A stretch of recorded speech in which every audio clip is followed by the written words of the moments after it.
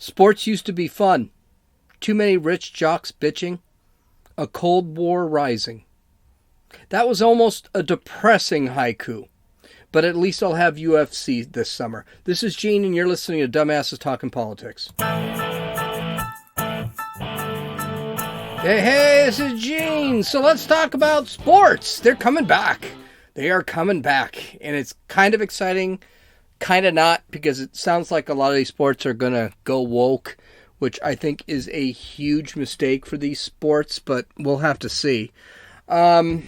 Football has decided to go woke. When the season starts on September 10th, rumors are swirling that the NFL players are going to be able to don messages of social justice on their helmets. And social justice, police brutality, they can have the initials of the black people who died because of the police, yada, yada, yada. Front office sports reported the NFL's 1,700 plus players will likely be invited to wear helmet decals bearing the names or initials of police violence victims and systemic racism. Now, I do want to point out, probably not going to be any white people on there, even though more white people died from police violence than anything else. Whether they deserved it or not, I don't know. It's usually case-by-case individual basis, but we're not doing individual basis. We're doing collectivism with Black Lives Matter. Continue. The league office is working with the NFL Players Association to compile a list of names in time for the start of the regular season, which is currently scheduled for September 10th. The players will provide the names. Now, for years, the NFL has been kind of touchy about telling teams to change their uniforms, add to their uniforms, anything like that. Outside of small decals sometimes that represent the deaths of certain people within the organization, the uniforms really haven't changed too much. In 2016, the Dallas Cowboys wanted to wear special uniforms to honor 5 police officers who were murdered in Dallas during a mass shooting. Coincidentally, that mass shooting was held by a woke BLM terrorist, Black Lives Matter terrorist, so that's interesting.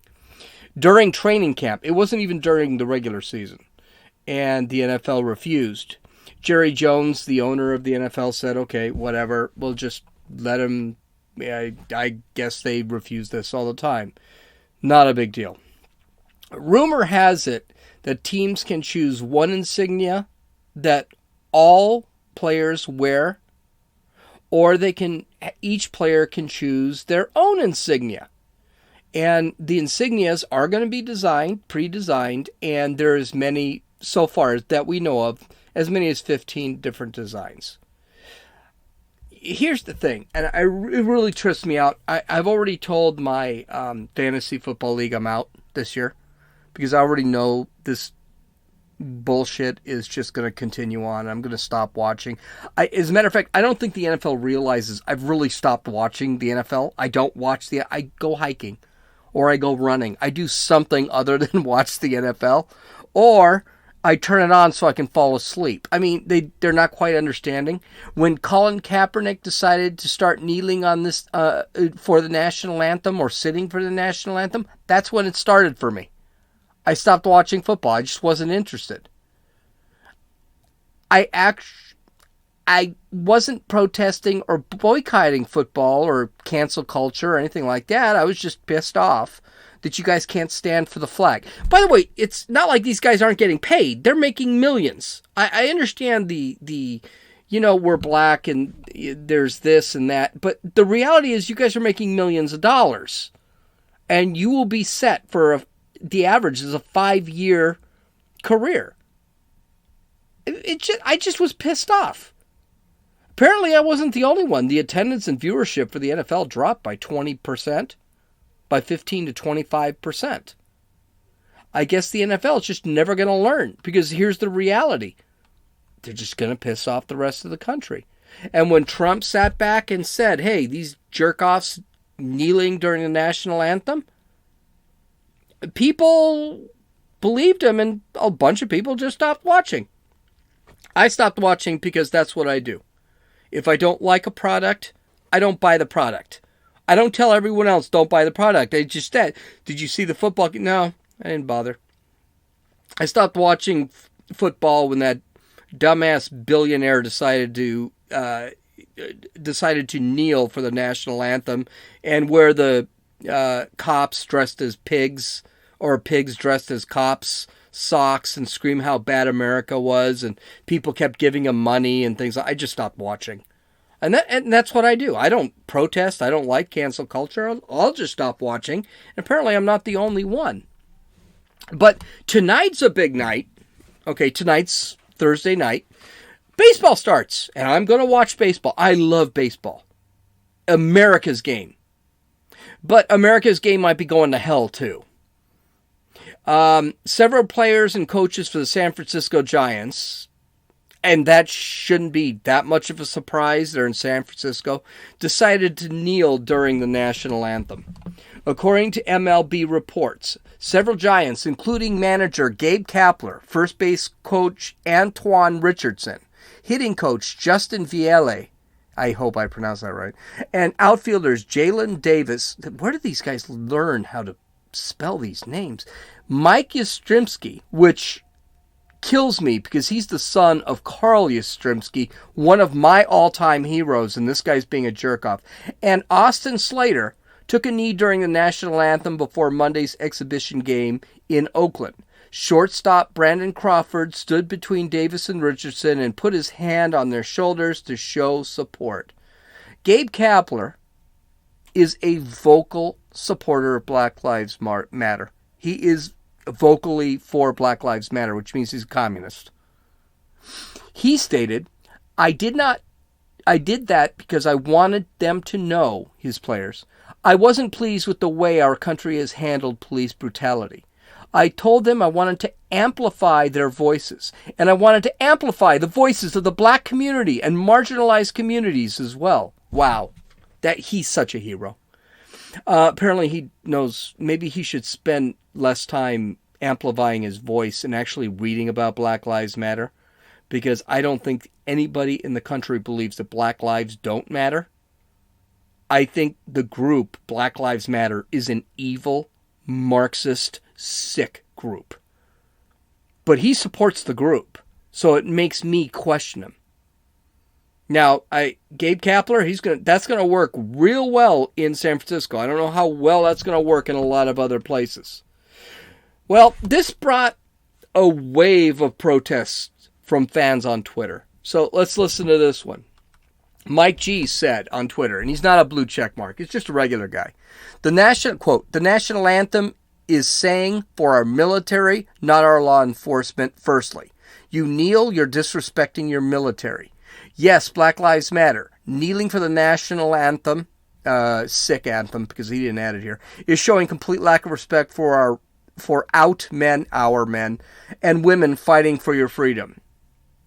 MLB responded, it has never been about the military or the flag. The players and coaches are using their platforms to peacefully protest. A couple problems with this. First off, besides the fact that Mike G can't spell for shit,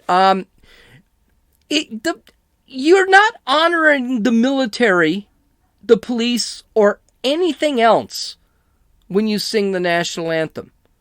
You're honoring the country and its past and what the flag represents.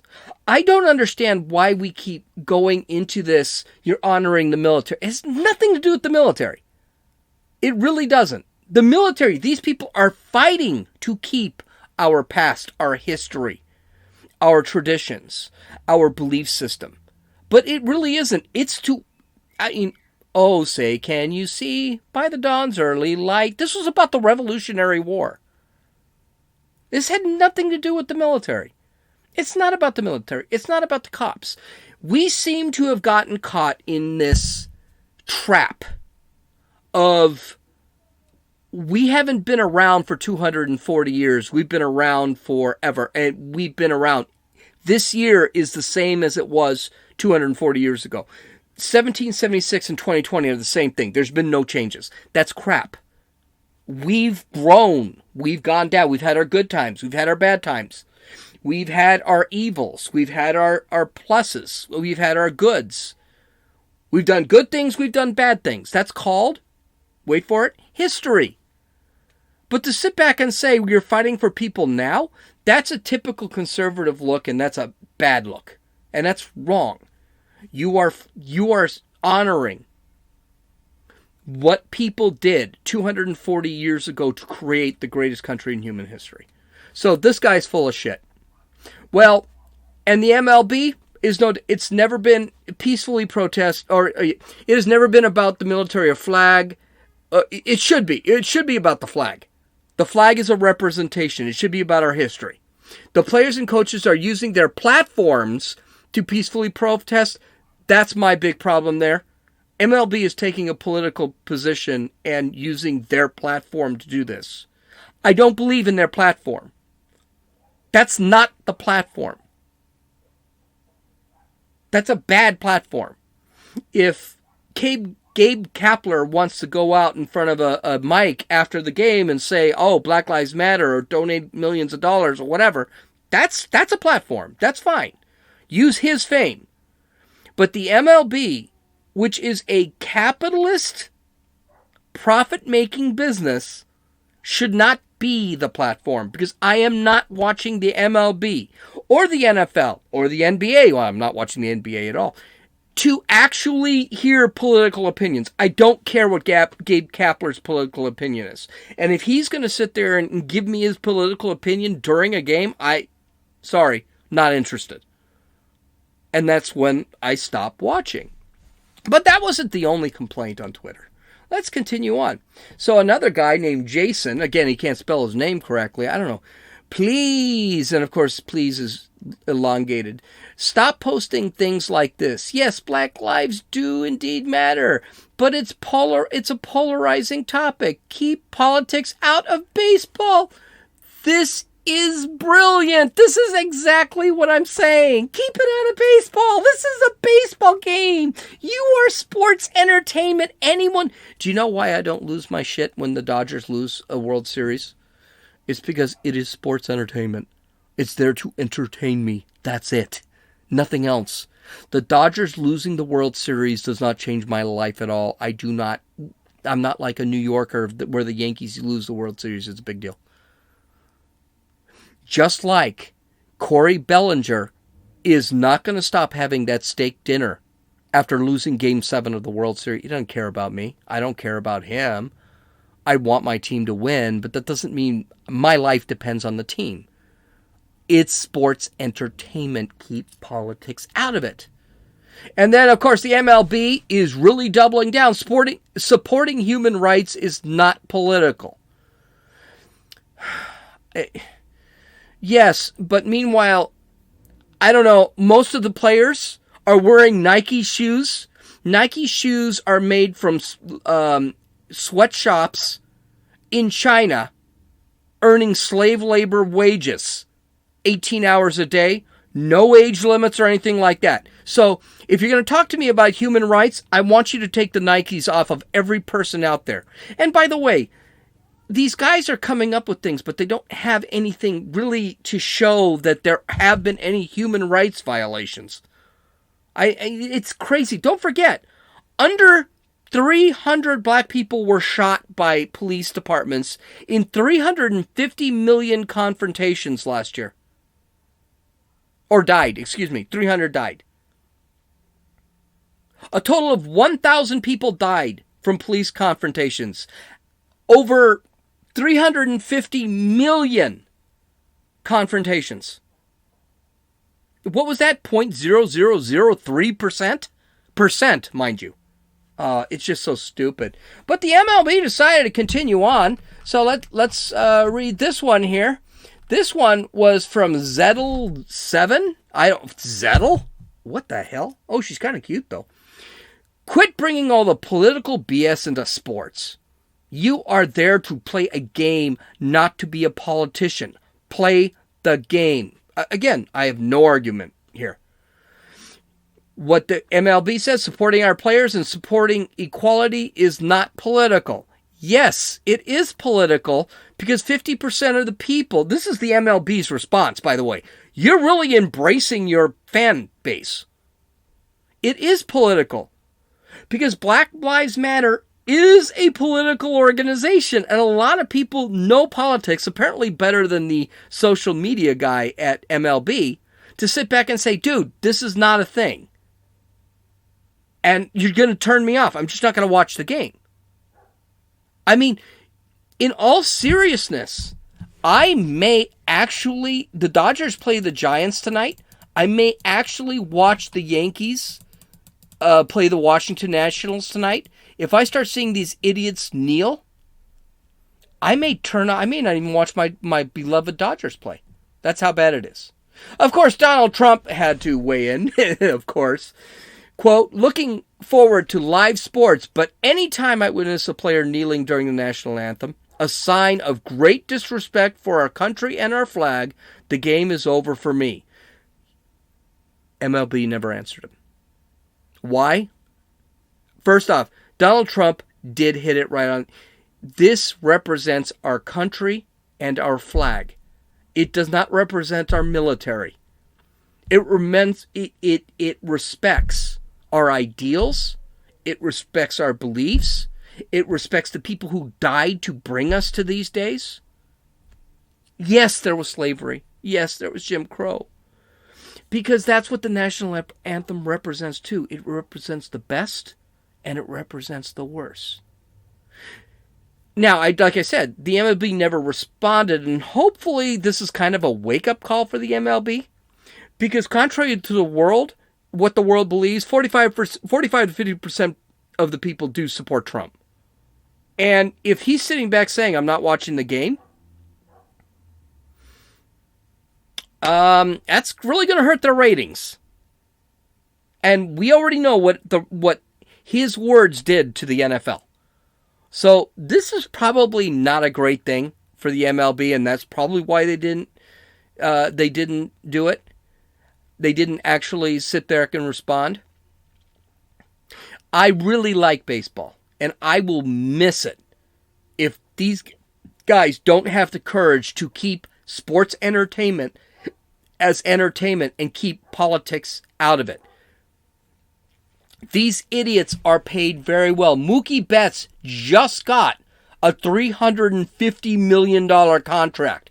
I'm sorry, Mookie Betts, who is black for the Dodgers. Mookie Betts, who is black for the Dodgers, not going to get a lot of sympathy from me about being, not having any privilege. So do me a favor, stop it. Basketball? Yeah, well, I haven't watched basketball since Shaq and Kobe won their 5 championships. You know why? Because the game has changed to the point that every foul is called, and every time someone coughs, every time somebody coughs, there's a foul and there's free throws. The game has slowed down a lot. The players are whiny and showboats. There's no teamwork anymore. And the Lakers have sucked for a very, very long time.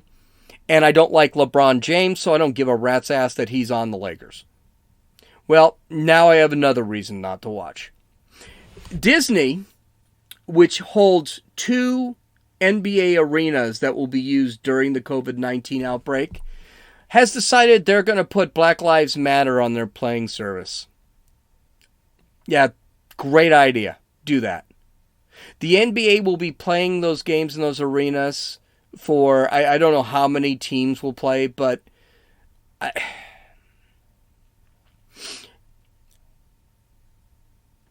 the NBA has also decided to let players replace the names on their backs of their jerseys with social justice phrases. Oh, that is just a fucking wonderful idea. What a great fucking idea. So some of them, and I think there's like 21 or 25, I don't know how many there are, but Black Lives Matter, say their names, vote, I can't breathe, justice, peace, equality, freedom, enough, power to the people, justice now, say her name, si se puede, yes we can in Spanish, liberation, blah, blah, blah. I'm not going to go through them all. But that's what they can put in the back of their jerseys instead of their names. Yeah, that's going to work absolutely great. I know a lot of people don't watch basketball anymore. And basketball has become the elitist sport. You can't buy a ticket to a game for under $200. I mean, so people like me are not going to basketball games, not going to NBA games. But if people don't want, it's bad enough that they want to kneel. Because here's the thing, I could actually miss the first warm-up pitches of the Yankee game and not see anyone kneel. And I'd be good to go. But now the NBA is going to have it right in your freaking face. Right in your face. Good idea. Well, I mean, the elites will be thrilled. The people in LA and New York, they're going to be thrilled with all this. All the Karens, which, by the way, I just learned what a Karen is. And all of the emasculated men who are liberals.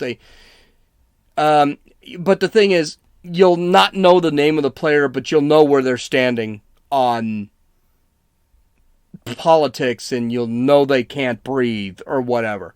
And I also find it ironic. The COVID-19, which is why they're playing on the Disney courts, was started in China. And do you know what they will not allow you to put on the back of their jerseys? Get this. Free Hong Kong. That is because the NBA gets their money from China.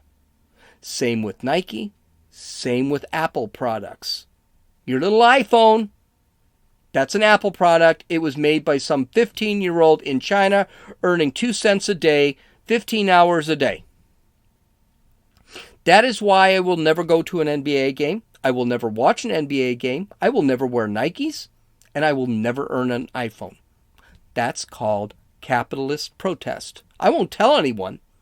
Oh, well, someone asks, why do you have a Samsung Galaxy? I'll say, well, because I don't want an iPhone. Well, why won't you have an iPhone? Because it's an elitist product that's made by slave labor in China.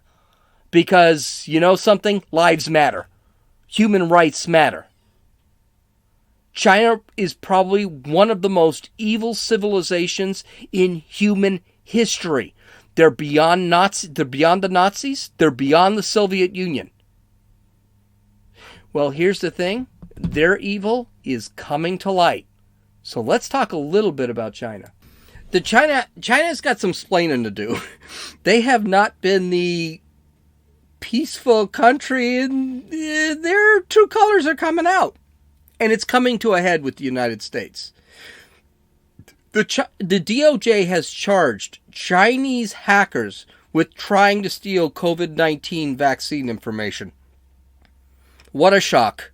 What an absolute shock. Now, this actually shows us some things. Okay, this shows us some really important things. The first thing that it actually shows us is China can't create anything. We're going to talk about that in a few minutes. But China can develop nothing. They can't do anything on their own. They've always got to steal it.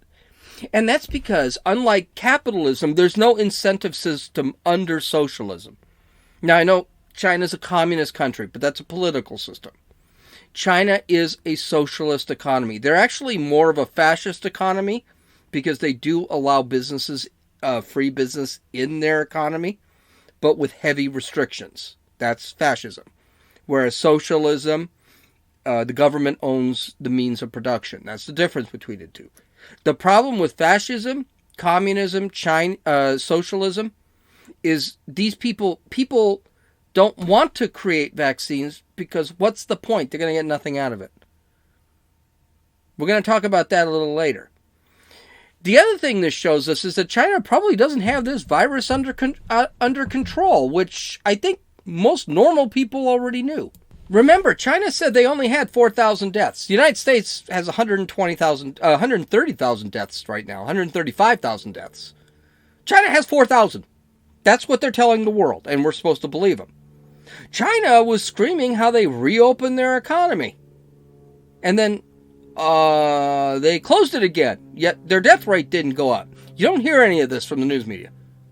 China probably has hundreds and hundreds of thousands of dead if not close to 1 million dead from this virus. So all that bullshit you hear about China, look what they did. Well, what did they exactly do? Because they didn't seem to do anything. They didn't come up with a vaccine. Everyone's already wearing a mask. Whatever. And finally, China cannot be trusted like every other communist dictatorship in the world. They cannot be trusted. Now, I'll give Trump this. Trump never really trusted China. That's why he put all the tariffs on him. And the tariffs have been hurting. I'm not a tariff fan. Right off the bat, I think you put a tariff on a product from another country, all you're doing is putting a tax on somebody else, because that somebody else has to pay for that tariff. So I'm not a big fan of tariffs, but I gotta say, they look like they're working. The United States not trusting China came to a head when Secretary Pompeo in the State Department ordered the closure of the Chinese consulate in Houston. He said that China had been running intelligence gathering rings from the consulate, spy rings essentially, and it had nothing to do with diplomacy. They were given 72 hours to clear the building. Now, today is Thursday night. You'll probably hear this Friday. This happened on Wednesday. They were given 72 hours to leave the building and leave the country. That's some serious stuff. The Chinese responded by starting to burn all their paperwork in the courtyard, pretty much showing that they had something to hide there. The fires were so large in the courtyard, the Houston Fire Department was called. They couldn't go in, but they were called because the fires were that. There's video of the fires. The State Department stated, the United States will not tolerate the PRC's, People's Republic of China, violation of our sovereignty, intimidation of our people, just as we have not tolerated the PRC's unfair trade practices, theft of American jobs, and other egregious behavior. We have directed the closure of the PRC Consulate General Houston in order to protect American intellectual property and America's private information. Marco Rubio said, China's Houston consulate is a massive spy center. Forcing it to close is long overdue. This is what I find kind of amazing is they knew this already. What took them so long to close it? Because people were kissing ass on China? Like the NBA? Like Biden? Like Obama? I'll continue. China's consulate in Houston is not a diplomatic facility. It is a central node of the Communist Party's vast network of spies and influence operations in the United States. Now that building must close, and the spies have 72 hours to leave or face arrest. This needs to happen.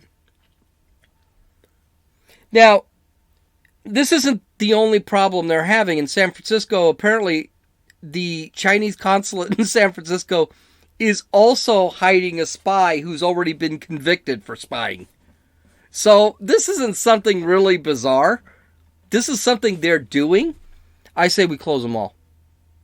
China, yeah, they've promised there's going to be consequences, so what? China has not been great on telling the truth. They're shitty in human rights, too. So, what else happened? Thousands of Hong Kongers right now are being arrested and sent to China for trial, supposedly, and punishment, which is actually re-education. And they're not being kept in Hong Kong. They're being sent to China for this, quote, trial, end quote. They're not. These people are never going to be for China. They're sent to concentration camps, essentially, is what's happening in China. China appears to be preparing for an invasion of Taiwan. And why not? They took over Hong Kong. That wasn't a big deal. No one said anything. The United States media, and the United States is the only country China fears. The United States. The media is not covering it at all. So, yeah, we just took over Hong Kong. Let's just take over Taiwan, too. Taiwan is a true democracy. They can't stand China. And yet, here it is. This is what's going to happen. And finally, the Uyghurs, which are defined as Chinese of Muslim faith, there is video of them lined up on their knees, heads shaven, wearing convict uniforms and having their hands handcuffed behind their backs, being loaded into train cattle cars to be sent to education camps. Oh my God, really? Why isn't the NBA allowing you to say free the Uyghur, free Hong Kong, protect Taiwan, any of those? Because they just love China. They get all their sneakers from China for free. Oh, I bet you walk into LeBron James's closet, and LeBron James, who is a freaking moron anyway, you walk in his closet, got nothing but Nikes in there. Air Jordans, all made by freaking kids who are stuck in slavery. That's slavery, modern day slavery. And now we've got concentration camps where Hong Kongers, Uyghurs, and soon Taiwanese are going to be sent to and, quote, re-educated, end quote. And I don't think re-educated is what's going to happen. It'll be much like the gulags of the Soviet Union. What was funny is the BBC actually interviewed the, what was he? He was an ambassador from China, and asked him about the secret videos that were snuck out of China showing the Uyghurs being loaded into these cattle cars. And the ambassador's response was just delicious. Listen to this. This is almost certainly over northern China, over Xinjiang. Can you tell us what is happening here?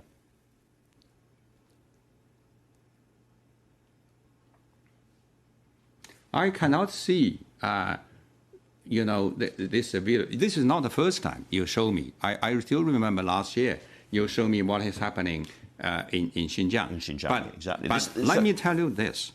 Xinjiang, have you been to Xinjiang yourself? No, I never have. You know, Xinjiang is regarded as the most beautiful place in Xinjiang. There's a Chinese saying, you do not know how big China is. Ambassador, that is not beautiful coverage, however, is it? Can I ask you why people are kneeling, blindfolded and shaven and being led to trains in modern China? Why? What is going on there? I do not know where you get this videotape. You know, sometimes you have a transfer of prisons and prisoners, in any country. I got to tell you, I think being an ambassador has got to be the shittiest job out there. And an ambassador for a communist country has got to be worse, because you got to keep coming up with bullshit to cover the tracks, or risk getting actually freaking executed. Yeah, well, here's the thing. He lies a bunch of times. Never answers the question, by the way, which is kind of awesome. He first up, that long pause, that was not me. That was him. He couldn't answer the question. He didn't know what the hell he was looking at. So at first he sits back and says, well, you showed me this like a year ago. And so the guy continues to press, and then he says how beautiful that part of the country is. Well, that has nothing to do with the fact that these guys are handcuffed, blindfolded. I forgot about that. Their heads are shaved and they're being loaded into cattle cars. Well, these are prisoner transfers. This is not a prisoner transfer. That's not. You don't transfer that many prisoners all at once. What is this? And then he says, well, I don't know where you got this video. What you just said, you saw this video a year ago. You weren't prepared for that? I so respect this guy who interviewed him. But here's the thing. People who the government doesn't like, and in this case it's because of religious freedoms, because they deal with religion, and we're going to talk about religion. We got to really talk about religion. Yeah, religion is a pain in the ass for a communist government, especially a Marxist, communist, socialist government, because religion is the opiate of the peoples. So they try and get rid of religion.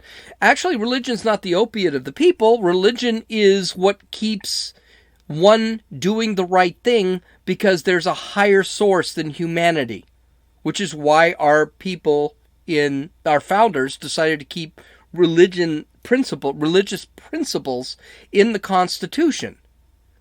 So you have to train people not to be religious. And that's what China is doing. Now, does this sound familiar?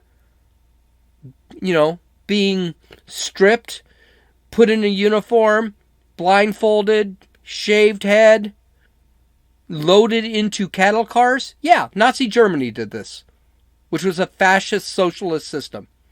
The Soviet Union did this, which was a socialist system.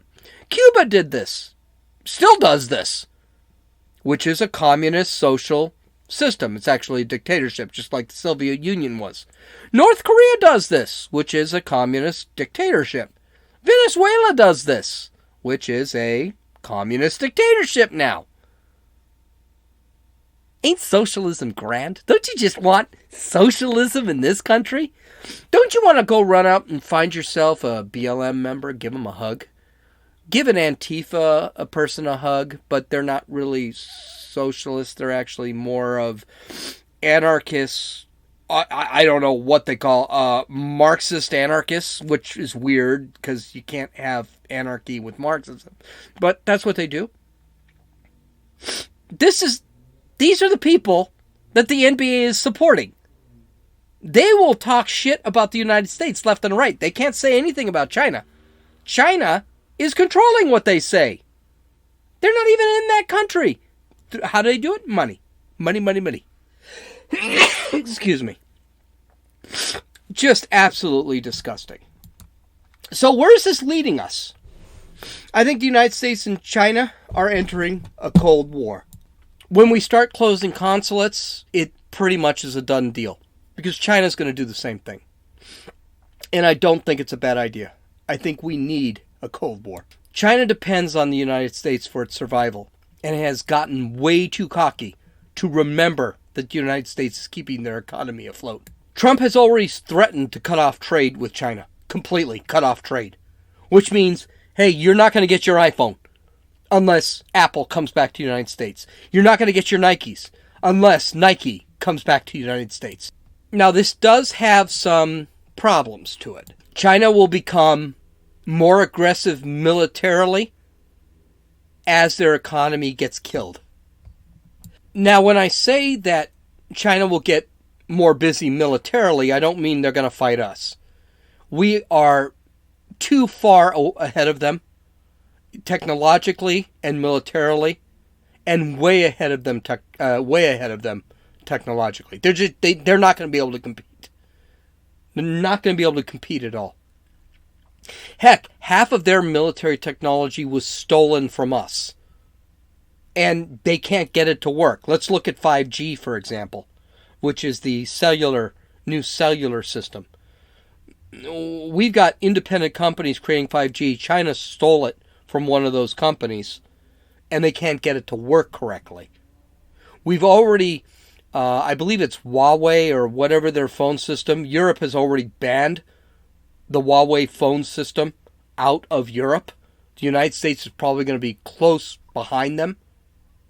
But countries that have to worry about the Chinese military are going to be countries like Hong Kong, which has already been taken over.